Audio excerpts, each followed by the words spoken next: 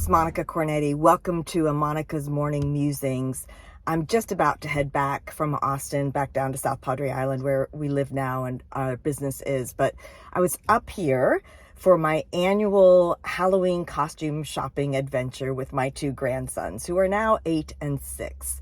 And as we walked into the costume store yesterday, and I'll show you some pictures, you can see it in the video, that I'm just fascinated by this attraction to ghoul and fear and knives and blood and gore. And they're trying to tell me at 6 and 8 that it's okay to have blood on their costumes and gore. And I'm like, no, it's not age appropriate. There'll be an age where you can choose to do that. But when Grammy's with you, it's not going to happen. And I just was fascinated by the whole idea of this attraction to fear. But we do like fear, don't we? Like we like suspenseful movies where you're sitting on the edge of your seat, going on the roller coaster that you're going up, you're thinking, oh my gosh, I'm going to die. And so then I started thinking about, well, what about all those emotions that we try and keep out of our learning programs? Traditionally, training, education has really worked to keep emotion out of it. I mean, just black words on a white page, just read without pictures, without story, without emotion. And the reality is that emotions can really enhance and make learning stick. If you think about your adult learners, like wrapping an adventure into a theme that's similar to a hero's journey or a blockbuster movie that you just loved. I'm not saying rip off any copyrights, but think about what keeps you on the edge of your seat and what kind of suspense do you find attractive in movies. And when you think about surprise and delight and looking for exploration and curiosity, these are all fantastic emotions to be bringing into our learning programs.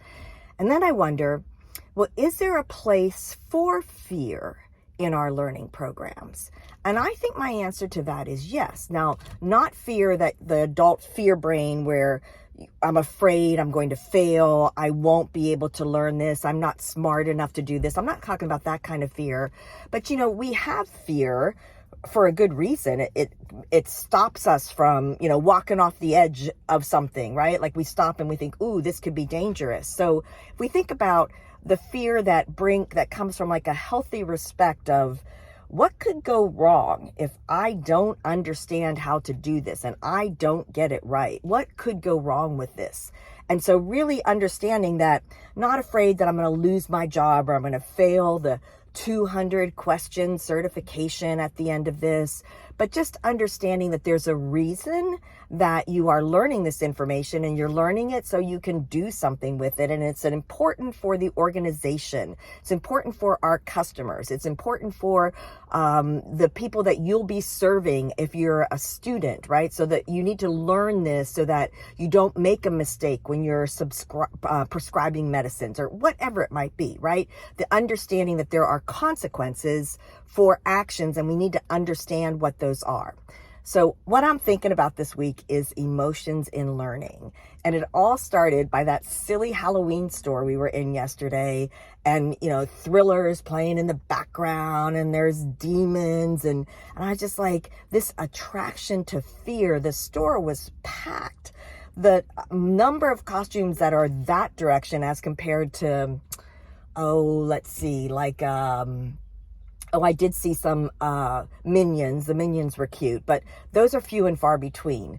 And so think about it this week. Think about what emotions are you bringing into your learning programs? What kind of emotions are healthy? What kind of emotions do you want to remove right away as your learners encounter your learning space, whether that's instructor-led or virtual? Like, how are you alleviating that fear of failure, that there's no failure? We're just going to learn it till we learn it so that we can apply it and do it. So think about emotions in learning. Share with me any ideas and thoughts you have. I'd love to hear them.